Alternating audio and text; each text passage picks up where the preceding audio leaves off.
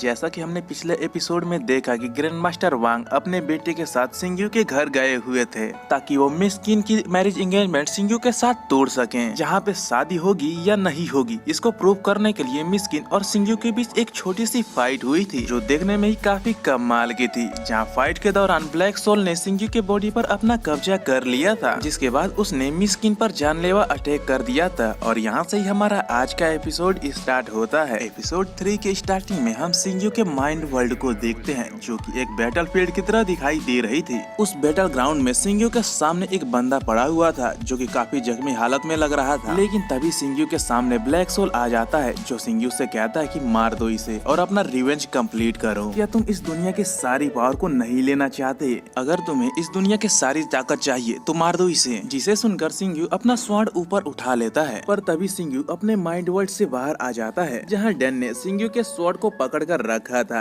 Dan कहता है, सिंग्यू कहीं तुम पागल तो नहीं हो गए ना? आखिर ये सब क्या कर रहे हो? ये सुनकर सिंग्यू शॉक हो जाता है क्योंकि सिंग्यू को इस बारे में कुछ भी याद नहीं था। दरअसल ये सब ब्लैक सोल ने किया था। इधर डैन कहते हैं कि तुम दोनों तो बस झगड़ रहे थे, पर तुमने किन पर जानलेवा अटैक करके सारी हदें पार कर दी। सिंग्यू को इस बात से काफी दुख होता है कि उसकी वजह से आज मिस किन को चोट लग सकती थी। तभी वहाँ हम एक आदमी को देखते हैं जो छुपकर उन सब की बातें सुन रहा था। उसके थोड़ी देर बाद ही सिंग्यू के दोस्त वहाँ पे आ जाते हैं जिनका नाम जॉय और जी फैंग था। जॉय सिंग्यू को आवाज लगाते हुए कहता है कि तुम अभी तक यहाँ पे क्या कर रहे हो? वहाँ सुबह से ही जेल डिस्कर्निंग चल रही है। जिसे सुनकर सिंग्यू भी उनके साथ जाने लगता है। जेल डिस्कर्निंग का नाम सुनकर मिस किन भी उनके पीछे लग जाती है। मिस किन सिंग्यू से पूछती है कि क्या तुम लोग जेल डिस्कर्निंग करने जा रहे हो? जिस पर जॉय किन से कहता है कि हाँ, क्योंकि सिंग्यू इस हिडन ड्रैगन सिटी का हमारा अपना जेड किंग है। पर मिस किन, आप इस वक्त और यहाँ पे क्या कर रही हैं? लेकिन तभी सिंग्यू बात को छुपाते हुए कहता है कि हमें यहाँ से चलना चाहिए वरना हम इतने बड़े कंपटीशन को मिस कर देंगे। तब जी फैंग और जॉय वहाँ से जाने लगते हैं। उन दोनों के वहाँ से जाने के बाद सिंग्यू पीछे मुड़कर मिस किन को सॉरी बोलता है। इतना बोलकर सिंग्यू भी वहाँ से चला जाता है। उसके बाद डैन कहते हैं कि सिस्टर अब हमें घर चलना चाहिए। जिस पर किन कहती है, मुझे लगता है कि मैं काफी स्मार्ट हूँ, मैं आपसे बाद में मिलूंगी। ये बोलकर किंग वहाँ से दौड़ते हुए भाग जाती है। सीन कट होता है और हम ग्रीन हाउस को देखते हैं जहाँ पे जेल डिस्कर्निंग के चैलेंजेस हो रहे थे। जहाँ सिंग्यू पर से अपने लिए एक जेड को चुनता है और अपनी पावर की हेल्प से जेड को चेक करने लगता है,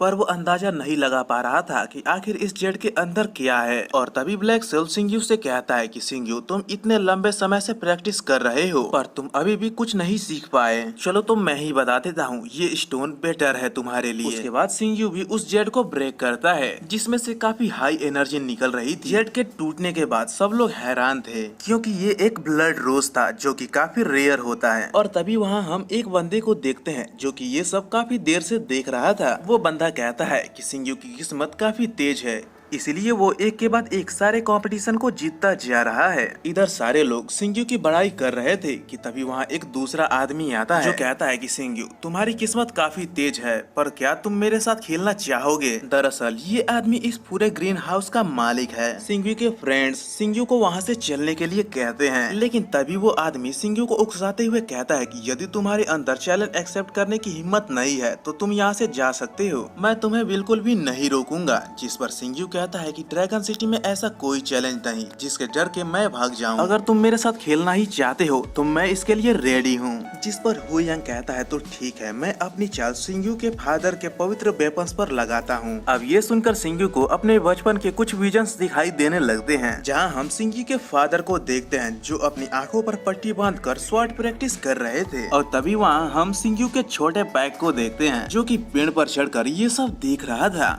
सिंग्यू के फादर सच में काफी ज्यादा पावरफुल थे, उनकी फाइटिंग स्किल्स काफी अच्छी थी। सिंग्यू के फादर लड़ते हुए अपने सोल्जर्स पर एक स्लैश अटैक करते हैं जिसकी वजह से वहाँ पे धरती हिलने लगती है और सिंग्यू पेड़ से नीचे गिर जाता है। सिंग्यू के फादर सिंग्यू की आवाज को सुन लेते हैं। तभी सिंग्यू झाड़ी को बीच से दौड़ते हुए उनके पास जाता है और कहता है कि फादर आपकी ये ब्लेड सच में काफी ज्यादा अच्छी है। जिस पर सिंग्यू के फादर कहते हैं कि जब तुम बड़े हो जाओगे तो मैं तुम्हें ये दे दूंगा। जिसके बाद हम प्रेजेंट टाइम में आ जाते हैं, जहाँ सिंगयू ये बेट लगाने के लिए मान जाता है। अब ये सुनकर सभी लोग शॉक हो जाते हैं। इधर मिस्किन उसे समझाने की कोशिश करती है, पर सिंगयू कहता है कि तुम बिल्कुल भी टेंशन मत लो। जिसके बाद वो हुयांग से कहता है कि मेरी बेट तो ब्लड ब्लेड पे है, जिस पर हुयांग सिंगयू से खुद चुनने के लिए कहता है। जिस पर सिंगयू कहता है कि अगर मैंने तुम्हें हरा दिया तो तुम्हें मुझे ये ग्रीन हाउस देना होगा। लू यांग इसके लिए मान जाता है और अपना जेड अपने पास से निकालकर अपने सामने रख देता है, जिसे देखकर लोग कहने लगते हैं कि ये तो एक काले दाने वाली जेड है जिसका मिलना ही मुश्किल है। इसके बाद सिंगयू उस ग्रीन हाउस में इधर उधर घूमते हुए अपना जेड ढूंढने लगता है और वहीं साइड में पड़े कचड़े के ढेर में से अपने लिए एक जेड चुनता है। वो यांग सिंगयू का मजाक उड़ाते हुए कहता है कि क्या तुम्हें सच में लगता है कि तुम इस फेंके हुए कचरे से मुझे हरा सकते हो? जिस पर सिंगयू उसे खेल को आगे बढ़ाने के लिए कहता है। इसके बाद हुयांग अपने जेड स्टोन को तोड़ता है, जिसे देखकर तो सभी लोगों की आंखें फटी की फटी रह गई थी, क्योंकि उसके अंदर से गोल्डन फ्लेयर स्टोन निकली थी। दरअसल ये स्टोन वर्ल्ड के सबसे पावरफुल वेपन्स बनाने के काम में आती है। इधर हुयांग खुश हो ही रहा था कि तभी सिंगयू उससे कहता है कि तुम्हें उतना खुश होने की जरूरत नहीं है, क्योंकि मैंने अभी तक अपनी जेड को नहीं खोली। जिसके बाद सिंगयू अपने स्टोन को ब्रेक करता है, जिसे देखकर सभी लोग दंग रह गए थे। इधर मिस्किन और सिंगयू के दोस्त भी खुश हो गए थे।